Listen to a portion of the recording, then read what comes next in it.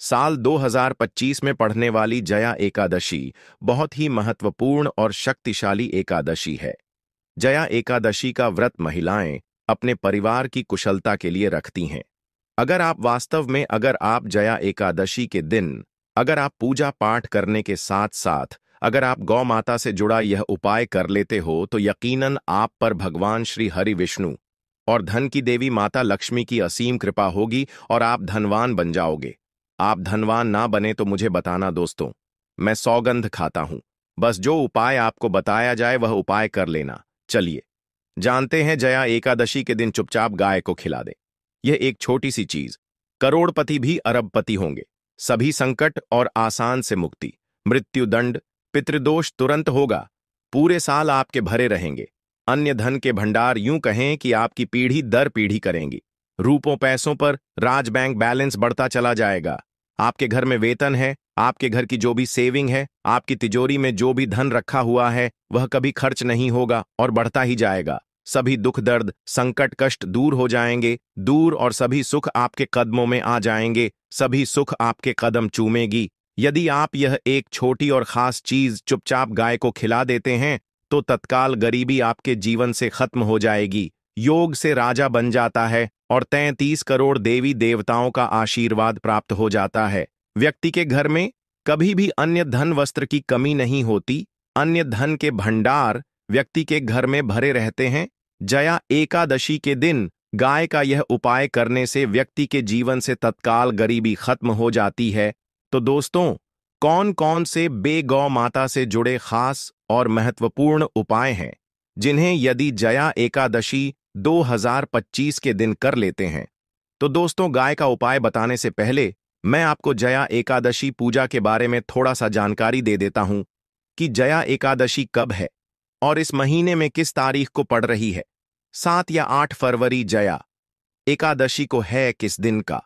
जया एकादशी के दिन आपको पवित्र नदी में स्नान करना है दोस्तों। जिस दिन का इंतजार दुनिया भर के हर हिंदू भाई हैं को रहता है, वह दिन अब आ गया है।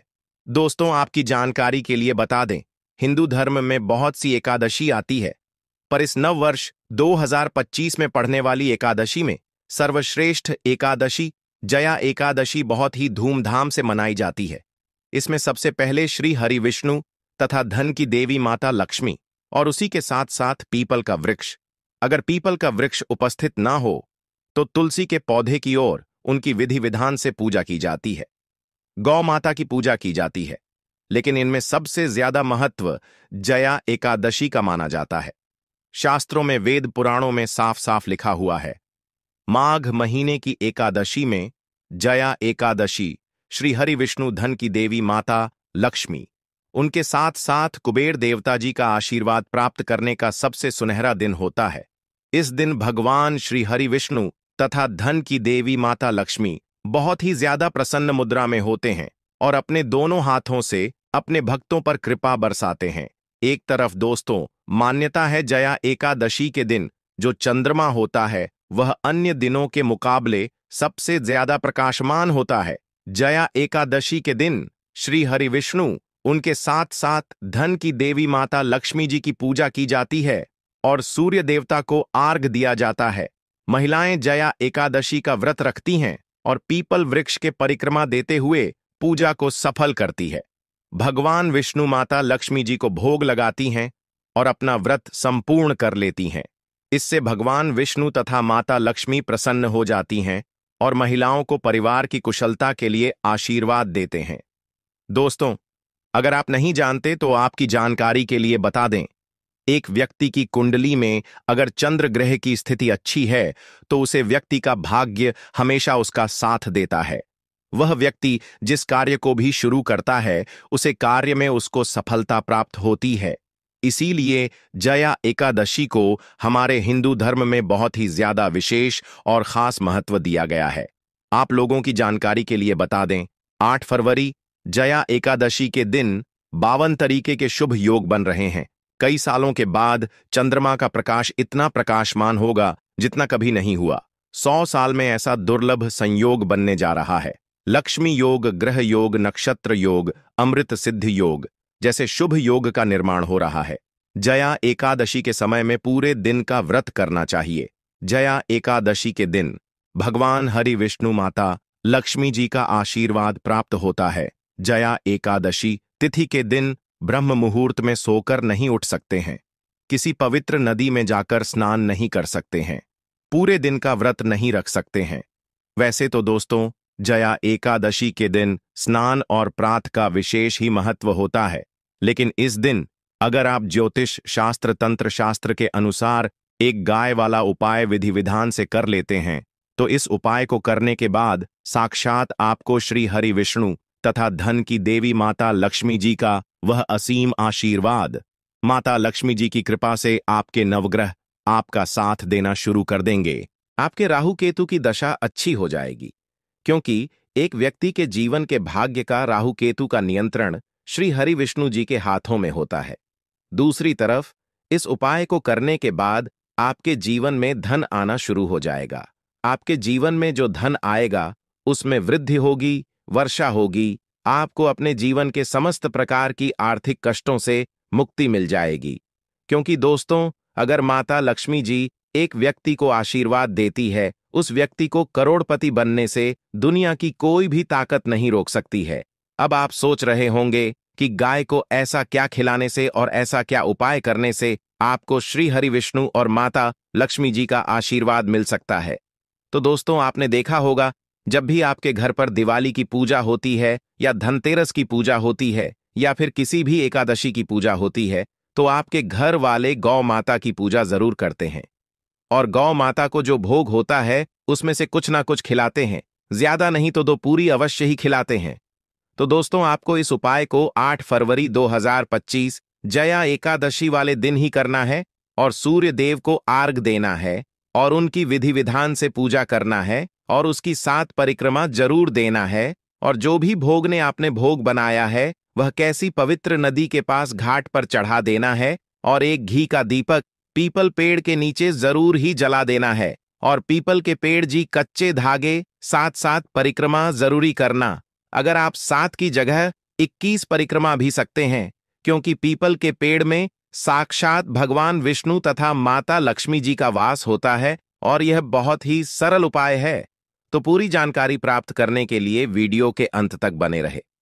तो दोस्तों, आपके घर में सदैव भर रहेंगे अन्य धन के भंडार, जो भी जीवन दुख दर्द संकट कष्ट है वह सभी दूर हो जाएंगे। इस वीडियो में हम आपको एक खास और महत्वपूर्ण चीज के बारे में बताएंगे, क्योंकि आपको जया एकादशी दिन गाय को जरूर खिलानी है। तो दोस्तों, अपने फायदे के लिए पूरा वीडियो देखना। यदि आज की इस वीडियो को आपने बीच बीच में से देखा, काट काट के देखा, तो यकीन मानिए जीवन में आपको कभी सफलता हासिल भी नहीं होगी, ना ही आपको पूजा का कोई फल प्राप्त होगा और ना ही भगवान श्री हरि विष्णु और माता लक्ष्मी आशीर्वाद आपको प्राप्त होगा। तो वीडियो को पूरा जरूर देखें, क्योंकि इस वीडियो में आपको गौ माता से जुड़े उपाय के बारे में बताने वाले हैं, जिन्हें करने से आपके जीवन के जो भी दुख दर्द संकट है या कामयाबी होने में कोई बाधाएं आ रही है, सभी से छुटकारा मिलने वाला है। यूं कहें कि आपके जीवन में अपार धन सुख, कभी भी धन से संबंधित परेशानी नहीं रहेगी। यदि आपकी जिंदगी प्रबल हो जाएगी, धन प्राप्ति के योग्य बन जाएंगे और जीवन में सदैव अन्य धन के भंडार आपके घर में भर रहेंगे। अन्य धन वस्त्र कभी कमी नहीं होगी आपके घर में। तो दोस्तों, अभी तक आपने कमेंट में जय गौ माता, जय श्री हरि विष्णु, जय माता लक्ष्मी ना लिखा हो तो जरूर लिख दें। दोस्तों, आज की वीडियो को पूरा देखकर जाना। यदि आप चाहते हैं आपके परिवार पर सदैव गौ माता की कृपा बरसे, आपके पितरों की कृपा बरसे, देवी देवताओं की कृपा बरसे, तो दोस्तों वीडियो को पूरा देखकर जाना। बहुत ही फायदेमंद वीडियो है। पूरे 500 सालों के बाद ऐसे दुर्लभ संयोग में यदि आप लाभ हासिल करना चाहते हैं और 7 पीढ़ियां तक कभी कोई किसी तरह की कमी ना हो, यह फल चाहते हैं, वीडियो को पूरा देखकर जाना। बहुत ही लाभप्रद वीडियो है आपके लिए। दोस्तों, वीडियो को आगे शुरू करने से पहले आपसे रिक्वेस्ट करते हैं, वीडियो को लाइक कर देना और कमेंट बॉक्स में सच्चे दिल से जय गौ माता जरूर लिख देना। गौ माता की कृपा आपके और आपके परिवार के ऊपर सदैव बरसती रहे और ज्यादा से ज्यादा वीडियो को शेयर जरूर करना, ज्यादा से ज्यादा अपने दोस्तों में, ताकि और लोग भी इस वीडियो के माध्यम से लाभ हासिल कर सके। इन उपाय को करने से आपके जीवन में सदैव धन सुख संपत्ति की प्राप्ति कर सके। तो शेयर करना ना भूलें इस वीडियो को, जिससे और लोगों का भी भला हो सके। आपको बता दें, इस दिन तीर्थ बहुत ही फलदायी समझ गया है। जया एकादशी के दिन यदि कहीं तीर्थ स्थान पर पवित्र नदी में स्नान करना संभव न हो तो आप क्या करें, घर पर ही नहाने वाले पानी में गंगा जल की कुछ बूंदें डालकर स्नान कर लें। और साथ ही साथ यदि आप स्नान आदि से निर्भत हो जाएं, सर्वप्रथम तो अपने घर के पूजा स्थान को साफ करें और उसे स्थान को साफ करें और पूजा पाठ करें। इसके बाद आप किसी पवित्र नदी के घाट पर जाएं और सूर्य का अर्घ दें और एक घी का दीपक जरूर ही जलाएं। वहां आपने जो दीप जलाया हुआ है उस दीपक के पास श्री हरि विष्णु माता लक्ष्मी जी की मूर्ति रखकर या चित्र रखकर पूजा पाठ करें और पीपल के वृक्ष की 107 बार परिक्रमा करना है। अगर पीपल का वृक्ष आपको ना मिले तो आप घर पर ही तुलसी के पौधे की परिक्रमा कर सकते हैं।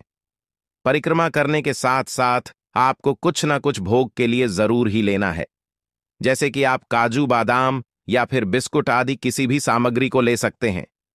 इसके बाद आपने जो भी भोग पूजा के लिए बनाया है उसको भगवान को समर्पित करें। वैसे तो हिंदू धर्म जया एकादशी की पूजा बहुत ही विधि विधान से की जाती है, लेकिन हमने जो आपको पूजा बताई है इस प्रकार आपको पूजा करना है और हाथ में कुछ चावल लेकर पीपल पेड़ की परिक्रमा करना है। 7 परिक्रमा करना है दोस्तों। सर्वप्रथम परिक्रमा पूर्ण होने के बाद दोनों हाथों से नमन करके उन चावल को पेड़ के पास छोड़ देना है और अपनी इच्छा बोलकर पूजा पाठ करना है। पूजा पाठ पूर्ण होने के बाद दीपदान करने से सभी मनोकामनाएं पूर्ण हो जाती हैं। यह वीडियो बहुत ही महत्वपूर्ण, विशेषकर बहुत ही शुभ फलदायी समझ गया जया एकादशी के दिन। और इस दिन समझ जाता है अर्पण पिंड दान करने से पूर्वजों की आत्मा को शांति मिलती है और उनको मोक्ष मिलता है। और आपको बता दें इस बार क्योंकि इस वीडियो में आपको गौ माता से जुड़े उपाय के बारे में बताने वाले हैं, जिन्हें करने से आपके जीवन के जो भी दुख दर्द संकट है या कामयाबी होने में कोई बाधाएं आ रही है, सभी से छुटकारा मिलने वाला है। यूं कहें कि आपके जीवन में अपार धन सुख, कभी भी धन से संबंधित परेशानी नहीं रहेगी और आपकी जिंदगी प्रबल हो जाएगी। धन प्राप्ति के योग्य बन जाएंगे और जीवन में सदैव अन्य धन के भंडार आपके घर में भर रहेंगे। अन्य धन वस्त्र कभी कमी नहीं होगी। आपको बता दें इस जया एकादशी श्री हरिविष्णु तथा धन की देवी माता लक्ष्मी जी की पूजा के साथ साथ हनुमान जी मंगल देवता और भगवान शनिदेव की भी पूजा जरूर करनी चाहिए। दोस्तों, आपकी जानकारी लेकर बता दें हम कि इस बार जो जया एकादशी पड़ रही है वह शनिवार के दिन 8 फरवरी के दिन पड़ रही है। इसलिए हम आपको बता दें कि इस दिन यदि आप हनुमान जी और मंगल देवता भगवान शनिदेव की पूजा करते हैं तो मंगल का ग्रह जनित दोष भी दूर हो जाता है। व्यक्ति के जीवन में धन सुख संपत्ति की प्राप्ति हो जाती है। समस्त मनोकामना व्यक्ति की पूर्ण हो जाती है। दोस्तों, आप जो भी कार्य करेंगे उसमें आपको सफलता हासिल होगी। आपको हम बता दें कि ऐसी ज्ञानवर्धक जानकारी आपको हम पैसों में भी बांट सकते थे, पर हमारे चैनल का मकसद है जनहित में जन कल्याण एवं जन सेवा करना। इसीलिए आपके लिए जो जानकारी बताते हैं वह फ्री में बताते हैं। इतनी ज्ञानवर्धक जानकारी बताने का हम आप लोगों से कोई पैसा नहीं लेते हैं। इसलिए आप इस वीडियो को भी जरूर लाइक करें।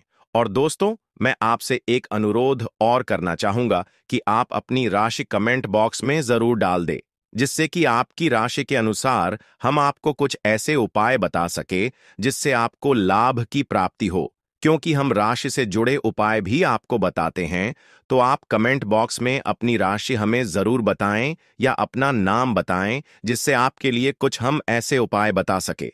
साथ में जय गौ माता अवश्य लिखें दोस्तों। साथी से जो जया एकादशी के दिन एक नया उपाय तो जरूर करना है। गाय का उपाय बताने से पहले एक उपाय आपको बता दें। इस उपाय को लाइक जरूर करें। क्या करें कि शाम के समय पीपल के पेड़ के नीचे आपको सरसों का चौमुखी दीपक, आटे का दीपक बनाना है। चौमुखी दीपक में आगे की बाती लगाकर सरसों के तेल का दीपक जला देना है। आटे का दीपक बनाएं, जो मुख्य तेल डालें उसमें बाती ही डालें। लाल वाली कलावे की दीपक जला दे। 4-4 बाती लगाकर चारों दीपक मतलब 4 भाग उसके बन जाएं। हर एक भाग को जलाएं और बीच में 2 सबूत फूल वाले लौंग भी डाल दें। फिर देखिए कैसे चमत्कार आपके जीवन में होता है। शाम के समय जलाकर उसे छोड़ें, मनोकामना मांग कर छोड़ दें। पीपल के पेड़ में श्री हरि विष्णु का वास होता है। कमेंट बॉक्स में जरूर लिखें, जय श्री हरि विष्णु, जय माता लक्ष्मी। दोस्तों, अभी तक अपने चैनल को सब्सक्राइब ना किया हो तो जरूर कर लें। इससे आपको और भी ज्ञानवर्धक जानकारी सीधे माध्यम से प्राप्त हो सके। दोस्तों, ये गौ माता वाला उपाय बहुत ही प्रभावशाली उपाय बताया। मैंने आपको इस उपाय को जरूर करें, बहुत ही लाभकारी उपाय बताया है। बहुत ही आपको लाभ देगा यह उपाय। और अब बात करें गौ माता से जुड़े कौन कौन से उपाय आपको इस दिन, मतलब गाय से जुड़े, जिन्हें करने से व्यक्ति को 7 पीढ़ियों तक बैंक बैलेंस की कमी नहीं होती, दुख दर्द संकट कष्ट दूर हो जाते हैं और सभी सुख व्यक्ति के कदमों में आ जाते हैं।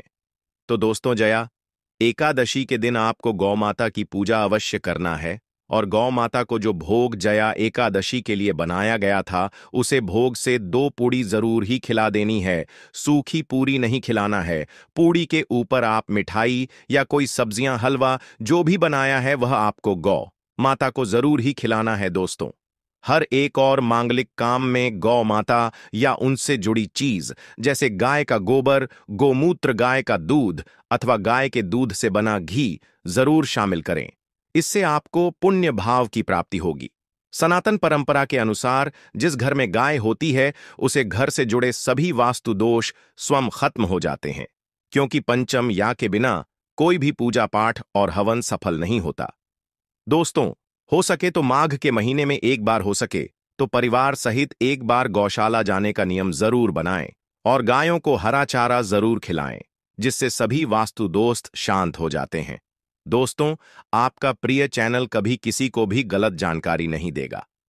हमारे द्वारा बताए गए सभी नियम अगर आप नियमबद्ध तरीके से करते हैं तो यह 101% कारगर सिद्ध होता है और इनसे जुड़े दोषों का निदान हो जाता है। गर्मियों में गौ माता को पानी पिलाएं और सर्दी में गौ माता को गुड़ जरूर खिलाएं। ध्यान रखें कि जया एकादशी वाले दिन गौ माता को गुड़ जरूर ही खिलाना है। गर्मियों में गाय को गोदना खिलाए। अनेक देवी देवताओं को अपने शरीर पर धारण करने वाली गौ माता से जुड़े कई शुभ और अशुभ संकेत भी होते हैं। मतलब गाय का दूध दौड़ते समय यदि गाय ठोकर मार दें और सारा दूध बिखर जाए तो अपशगुन होता है। यदि कोई यात्रा पर निकल रहा हो और गाय अपने बछड़े को दूध पिलाती सामने आ जाए तो निश्चित रूप से कि यात्रा के लिए आप निकले हैं, वह यात्रा आपकी जरूर ही सफल होगी और वह जिसके लिए आप निकले हैं वह जरूर ही पूर्ण यात्रा पर जाते समय गाय की आवाज आना और रात्रि में गाय की हुंकार करना भी शुभ होता है। दोस्तों, जया एकादशी दिन पौष के महीने में आप गाय के साथ भूलकर भी यह काम न करें, अन्यथा लगता है घोर पाप। जी हां दोस्तों, गाय को राष्ट्रीय पशु बनाए जाने और इन्हें मौलिक अधिकार दिए जाने की बात हो रही है तो सवाल उठता है, गाय संस्कृति का अहम हिस्सा है, तभी गाय के साथ लोग खराब व्यवहार कैसे कर लेते हैं और जैसे ही दूध देना बंद कर देती है तो लोग इन्हें उनकी किस्मत पर छोड़ देते हैं, सड़कों पर और गलियों में भटकने के लिए। ऐसे में गोवंश जीवन को कोई डंडे मारता है तो कोई उन पर पानी डाल देता है, कई बार लग जाती है तो कभी बीमार होकर बेचारी गाय दम तोड़ देती है। ऐसे में जरूरत है इन बातों को जानने की। गाय को लेकर शास्त्रों में क्या कहा गया है, आपको कैसा व्यवहार करना चाहिए। क्या दोस्तों, गाय को कभी भी मारना पीटना नहीं चाहिए। शास्त्रों में गाय को माता का दर्जा दिया गया है। गाय को मारने वाला माता को मारने पीटने वाले के समान पाप का भाग्य समझा जाता है। नरक लोक में वर्षों तक कष्ट भोगना पड़ता है।